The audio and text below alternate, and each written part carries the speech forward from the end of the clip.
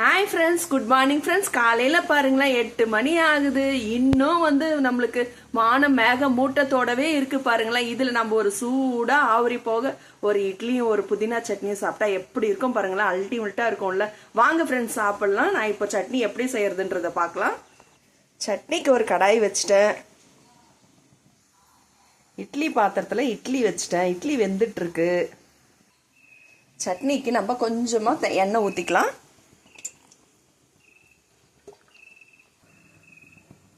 ரொம்ப சிம்பிளாக செய்கிறது தான். கொஞ்சமாக நம்ம கடலைப்பருப்பு போட்டுக்கலாம். இது கூடவே நம்ம ஆனியன் சேர்த்துக்கலாம்.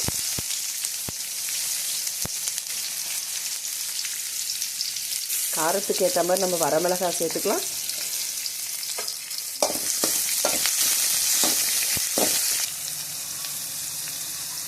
தேவையான அளவு உப்பு போட்டுக்கலாம். தக்காளி ஆட் பண்ணிட்டேன். ஒரு பொடி புதினா போட்டேன். வேறு எதுவுமே தேவையில்லைங்க. இந்த சட்னி சாப்பிட்டு பாருங்களேன். உங்களுக்கு அப்படியே இட்லி எடுத்துக்குவா இன்னும் கொஞ்சம் இன்னும் ஒன்று வைங்க, இன்னும் ஒன்று வைங்க, சாப்பிட்டுட்டே இருப்பீங்க.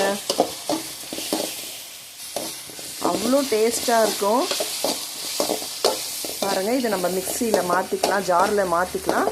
மாற்றிட்டு நம்ம இதை கிரைண்ட் பண்ணிடலாம். கிரைண்ட் பண்ணிவிட்டு ஒரு தாளிப்பு கொடுத்துடலாம். கடாயில் எண்ணெய் வச்சுட்டேன். உளுந்து கடுகு போட்டுக்கிட்டேன். அந்த கடாயே ஏங்க வேஸ்ட் பண்ணணும் பாத்திரத்தை.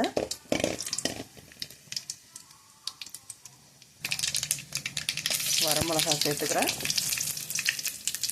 கருவேப்பிலை போட்டுக்கிறேன்.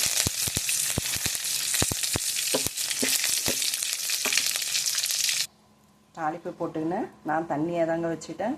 இது தண்ணியாக சாப்பிட்டா தாங்க நல்லாயிருக்கும். சூப்பராக இருக்குங்க பாருங்கள். அப்படியே இட்லியை வச்சுட்டு சாப்பிடும் போது அப்படியே இட்லி பக்கத்தில் சைடில் வச்சுலாம் சாப்பிடக்கூடாதுங்க.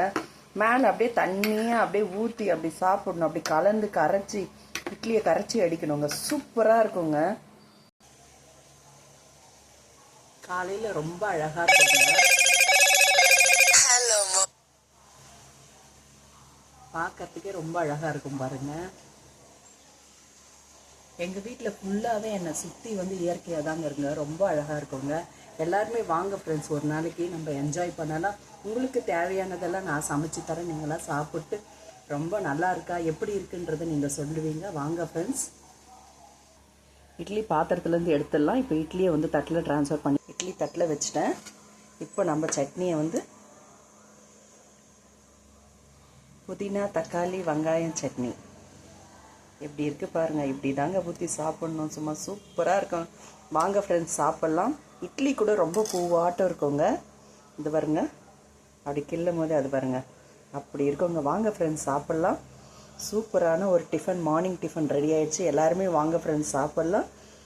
இயற்கை சூழ்ந்த மாதிரி இருக்கிற இடத்துல நம்மளாம் வாழ்ந்தோம்னாவே நம்மளுக்கு சந்தோஷமான லைஃப் கிடைக்குங்க ஃப்ரெண்ட்ஸ். தேங்க்யூ, பாய்.